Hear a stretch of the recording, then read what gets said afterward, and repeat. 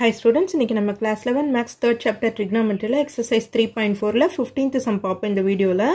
Prove that sin of n plus 1 theta into sin of n minus 1 theta plus cos of n plus 1 theta into cos of n minus 1 theta is equal to cos 2 theta ன்னு prove பண்ண சொல்லிருக்காங்க. n belongs to z ன்னு கொடுத்திருக்காங்க.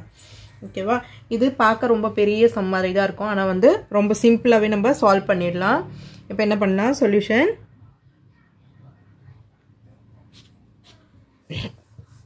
இப்போ என்ன பண்ணலாம்? taking n plus 1 theta is equal to a.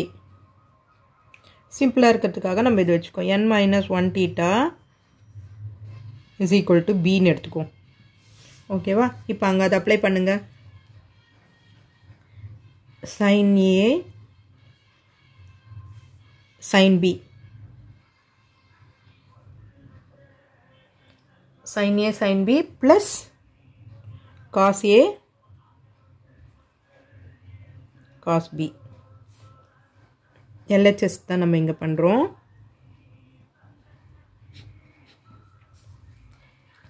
இது என்ன ஃபார்முலா வரும் நமக்கு? sin a sin b plus cos a cos b.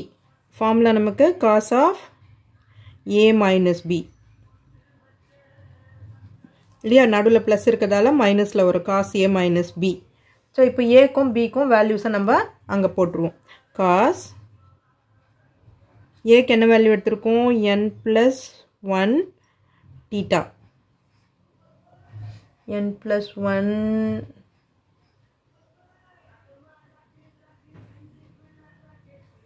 theta காமனாக இருக்கும், நம்ம வெளியில் போட்டுக்குவோம்.